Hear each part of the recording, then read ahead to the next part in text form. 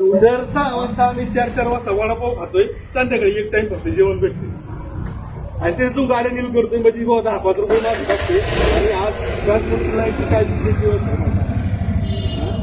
आणि स्वतः मालक चालक की मी काही माझ्या गाडी ड्रायव्हर नाही. काय अपेक्षा आहे? काय माझे पैसे मला माघारी भेटा, मला काय अपेक्षा नाही तर आपला जीव देह संपला, बाकीचा काही विषय आपला देह संपणार आणि तुमच्याच पुढे तुम्हालाच कळत हा देह संपलेला. जर मी जर सांगा आता आज माझी रनिंग 36 तुम्ही सांगा, मी आज वयाच्या तुम्हाला खोट नाही सांगत 16-17 वर्षी गाडीच्या सीटावर बसतो. मला सांगा आज 20 वर्ष माझी रनिंग म्हणजे 20 वर्ष माझं पूर्ण झालं गाडी चालवतो. अजून किती वर्ष गेली? 5 वर्ष गेली. 5 वर्षात काय सांगत जीव तुम्ही म्हणताय 18 वर्ष जर 11 सांगाळे तर 4-5 वर्ष किती सांगायचे? ते सोडून काय होणार? काय मग करून आता एवढं केलं जर समजा माझ्या पोत जर पुरी पोत जर माझ्या जात नाही तर मी करणार काय? जर समजा जर आज जर फसवणारी जर माणसं जर 4 माणसं जर जगात असली तर जर समजा ती जर आज म्हणजे मी गरीब माणूस आहे, आज माझ्या इथं कोण नाही, खरं कोण नाही किंवा काय नाही, मग जर समजा जर ते जर कमवून जर या 4 लोकांनी जर मला जर कुठलं तर उद्या मी जरी समजा उद्या काही केलं तर मग नाही उद्या काय तुमचं निघून जाणार पैसे तुमच्या द्यायची किंमत जर शास्त्रज्ञांनी मी पण फ्रॉड करू शकतो ना, मी पण फ्रॉड करणार. म्हणजे गुन्हेगारी प्रवृत्तीला ह्या माणसाला तयार कोणी केलं? फक्त नवनाथ अवतडेने केलं. आणि कशासाठी केलं? त्याचा स्वार्थ भागवण्यासाठी केलं. या 2 पोरींच्या हातातोंडातलं काढलं आणि स्वतःच्या पोराबाळांचं भागवायला तिकडे उलटा बसून थोडी तरी लाज वाटायला पाहिजे. थोडी तरी का लाज वाटत नाही या माणसाला अजिबात? अरे कुठं नेऊन ठेवले? तुझं नाव नवनाथ ठेवताना सुद्धा तुझ्या बापाने काहीतरी चांगला विचार केला असेल. आज त्या माणसाला इतकं वाईट वाटत असेल तुझ्या बापाला काय याचं नाव नवनाथ ठेवलं म्हणून. नवनाथावरून लोकांचा विश्वास उडायला लागला फक्त ह्या नालायका पाहिजे. सर्व गुंतवणूकदारांना नमस्कार. दिनांक 19/9/2025 रोजी जिल्हा व सत्र न्यायाधीश साहेब अहिल्यानगर यांच्याकडे खासगी फिर्याद दाखल करून सुपा पारनेर परिसरातील काही एजंट आणि इन्फानाइट बीकन कंपनी संचालक यांच्या विरोधात आम्ही एफआयआर दाखल करण्याचे आदेश मिळवलेले आहेत. सदरील आदेशान्वये आम्ही तात्काळ सुपा पोलीस स्टेशन येथे जाऊन सदरील दोषींवरती एफआयआर नोंदणीची प्रक्रिया करतो. यामध्ये झालेलं असं आहे का आर्थिक गुन्हे अन्वेषण शाखेकडे दिलेले जबाब त्यामध्ये कुठल्याही एजंटला तात्काळ अटक केली गेलेली नाही. त्यामुळे नाविलाज असतो आम्हाला कोर्टाकडे अर्ज दाखल करून सदरील पैसे जवळ असलेले एजंट जे आहेत ज्यामधनं लोकांची रिकव्हरी होऊ शकते अशा लोकांना तातडीने जेरबंद करण्याकरिता ही प्रक्रिया आम्हाला राबवावी लागेल. त्या अनुषंगाने आम्ही सदरील आदेश मिळवलेला आहे आणि आम्ही आता एफआयआर नोंदवण्यासाठी सांगतो.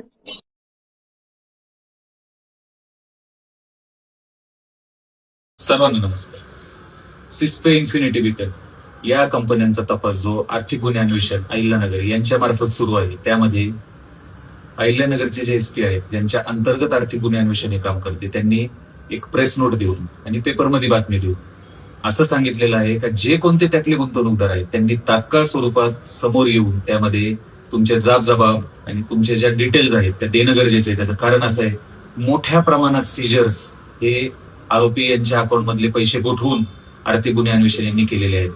आणि खूप सुरुवातीपासून म्हणजे गेल्या वर्षी जून-जुलैच्या महिन्यापासून यामध्ये उठावाला सुरुवात झाली. त्यानंतर त्याच्यामध्ये आंदोलनं वगैरे करण्यात आली.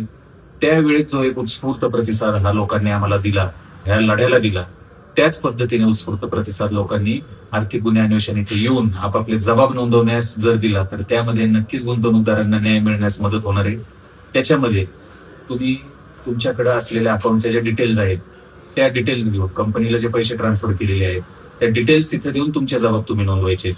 त्याच्यामध्ये कोणत्याही तिराहित व्यक्तीला आरोपी तुम्ही केलं असा त्याचा अर्थ होत नाही. तुमच्याकडनं जी रक्कम गेलेली आहे त्या रकमेची फक्त एक तुम्हाला माहिती आणि एक विवरण आर्थिक गुन्हे अन्वेषण इथं देणं ते बंधनकारक आहे. आणि त्याच्यानंतर जे लोक याच्यातनं तपासामध्ये पुढे असं निष्पन्न होतंय का बाबा यांच्या रकमा ह्या पोहोच झालेल्या आहेत तर या सीज झालेल्या रकमेतनं तुमच्या पैशाची रिकव्हरी ही निघणार आहे. तर आजपर्यंतचा जो एक ज्वलंत प्रश्न होता सर्व गुंतवणूकदारांचा की आमचे पैसे आम्हाला कधी मिळणार तर त्याची मिळण्याची प्रोसिजर ही आहे का पहिले त्यामध्ये तुम्हाला जबाब नोंदवावा लागणार, तुमचे डिटेल्स द्यावं लागणार.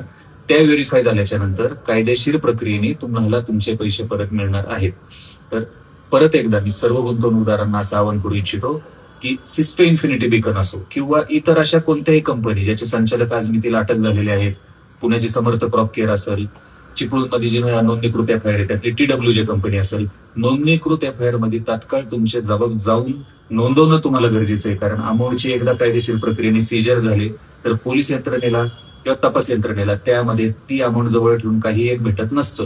त्यांना ती अमाऊंट लोकांना परत देऊन कोर्टाकडे अहवाल सादर तात्काळ स्वरूपात करावं लागतं. म्हणून तात्काळ स्वरूपात समर्थ क्रॉप केअर, सिस्पो इन्फिनिटी बीकन व TWG या कंपन्यांमध्ये ज्या ज्या लोकांची आर्थिक फसवणूक झालेली त्यांनी आपापले जबाब हे तुमच्या तिथल्या तपास यंत्रणेकडे, अहिल्यानगरला ती आर्थिक गुन्हे अन्वेषण आहे आणि इतर ठिकाणी समजा पोलीस स्टेशनलाच अजून मॅटर असेल, आर्थिक गुन्हे अन्वेषणला वर्ग झालेलं नसेल, त्याची अमाऊंट कमी असल्यामुळं, तर तुम्हाला तिथं जाऊन तुमच्या डिटेल्स देऊन तुमचे जबाब नोंदवणं गरजेचं आहे. जेणेकरून या प्रकरणामध्ये तुम्हाला न्याय मिळवून देणं एक वकील म्हणून, गुंतवणूकदारांचं वकील म्हणून मला सोपं जाणार आहे. धन्यवाद.